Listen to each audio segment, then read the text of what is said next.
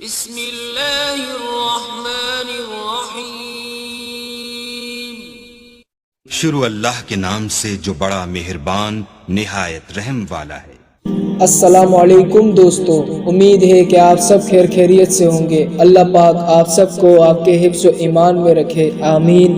تو بھائیوں، آج کا ہمارا ٹاپک ہے کہ جو لوگ مزارات پر جاتے ہیں، قبروں پر جاتے ہیں، ان کو سجدہ گاہ بنا لیتے ہیں، حاجت رواں مشکل کشا سمجھ لیتے ہیں، ان کے لیے قرآن کی روح سے اللہ پاک کے ہاں کس بات کا حکم ہے۔ اگر آپ نے ہمارا چینل دا وائس آف اسلام کو سبسکرائب نہیں کیا ہے تو پلیز ہمارے چینل کو سبسکرائب کیجئے اور بیل آئیکن کو پریس کیجئے تاکہ مزید آنے والی ویڈیوز آپ تک پہنچ سکے۔ شکریہ۔ تو شروع کرتے ہیں۔ بسم اللہ الرحمن الرحیم۔ ہر دور میں انبیاء اور اولیاء کے بت بنا کر ان کو پکارا گیا۔ واقعی تم اللہ کو چھوڑ کر جن کی عبادت کرتے ہو وہ بھی تم ہی جیسے بندے ہیں، سو تم ان کو پکارو، پھر ان کو چاہے کہ تمہارا کہنا کر دے اگر تم سچے ہو۔ اور یہ لوگ اللہ کے سوا ایسی چیزوں کی عبادت کرتے ہیں جو نہ ان کو ضرر پہنچا سکے اور نہ ان کو نفع پہنچا سکے، اور کہتے ہیں کہ یہ اللہ کے پاس ہمارے سفارشی ہیں۔ آپ کہہ دیجئے کہ کیا تم اللہ کو ایسی چیز کی خبر دیتے ہو جو اللہ تعالیٰ کو معلوم نہیں، نہ آسمانوں میں اور نہ زمین میں؟ وہ پاک اور برتر ہے ان لوگوں کے شرک سے۔ اور وہ دن بھی قابل ذکر ہے جس روز ہم ان سب کو جمع کریں گے، پھر مشرکین سے کہیں گے کہ تم اور تمہارے شریک اپنی جگہ ٹھہرو، پھر ہم ان کی آپس میں پھوٹ ڈال دیں گے، اور ان کے وہ شرکاء کہیں گے کہ کیا تم ہماری عبادت نہیں کرتے تھے؟ سو ہمارے تمہارے درمیان اللہ کافی ہے گواہ کے طور پر کہ ہم کو تمہاری عبادت کی خبر بھی نہ تھی۔ کہہ دیجئے کہ اللہ کے سوا جنہیں تم معبود سمجھ رہے ہو انہیں پکارو، لیکن نہ تو وہ تم سے کسی تکلیف کو دور کر سکتے ہیں اور نہ بدل سکتے ہیں۔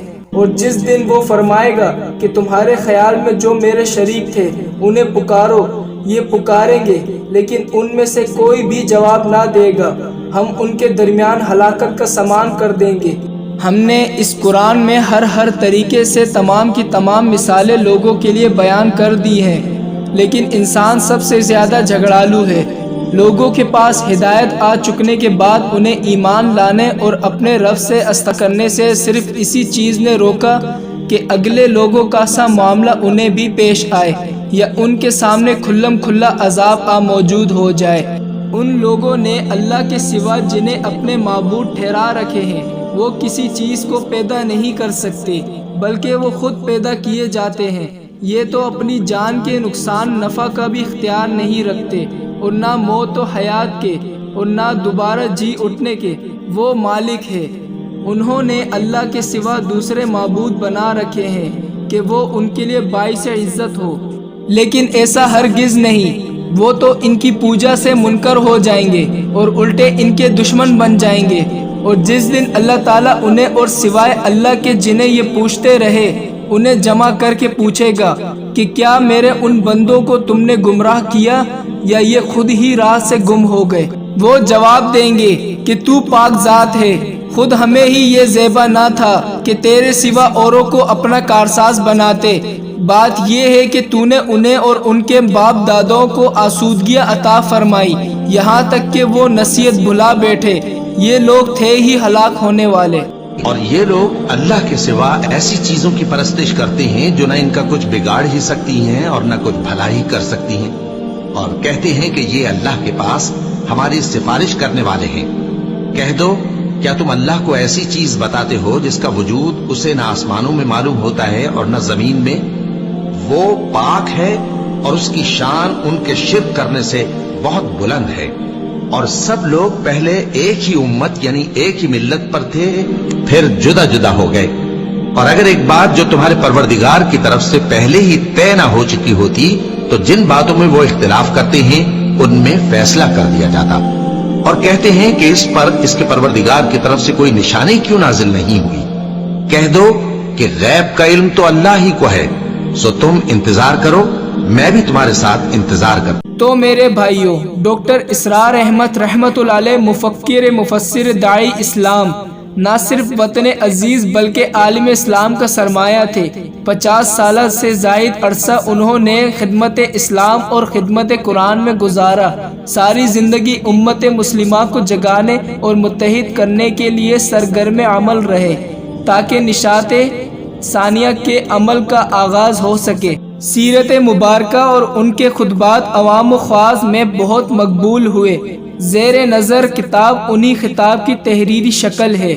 تو میرے بھائیوں، ان کا بھی یہی قول رہا جو کہ آپ کو ویڈیو میں دیکھا جا سکتا ہے۔ ہم نہ فرشتے کو پکار سکتے ہیں اور نہ کسی ولی اللہ کو پکار سکتے ہیں۔ پکارو اللہ کو۔ قال ربکم ادعونی استجب لکم ان الذین یستکبرون عن عبادتی سیدخلون جہنم داخرین۔ تمہارا رب کہتا ہے مجھے پکارو، مجھ سے مانگو، میں تمہیں دوں گا، تمہاری دعا سنوں گا، قبول کروں گا۔ مزارات پر جانا کوئی بری بات نہیں ہے۔ کون بدبخت ہے جو مزارات سے روکے، لیکن مزارات پر جا کر ان سے مانگنا وہ سب سے بڑا ظلم اور شرک ہے۔ بعض لوگ اس بات سے ضرور ناراض ہوں گے، لیکن میری ان بھائیوں سے گزارش ہے کہ جو فیصلے قرآن کی روح سے ہیں وہی سچے مانے جاتے ہیں، اور جو لوگوں کی اپنی بنائی ہوئی اپنی لائے ہوئے دین ہے وہ شرک اور بدعت ہے۔ جو ہمارے نبی کی سنت سے ہٹ کے، جو قرآن کی سنت سے ہٹ کے ہو، وہ ہمارا دین ہو ہی نہیں سکتا۔ اللہ پاک ہم تمام مسلمانوں کو نیک عمل کرنے اور قرآن اور حدیث پر چلنے اور اپنے نبی کی سنت پر چلنے کی توفیق نصیب فرمائے، آمین۔ جزاک اللہ خیرہ۔ تو پلیز دا وائس آف اسلام کو سبسکرائب کیجیے اور بیل آئیکن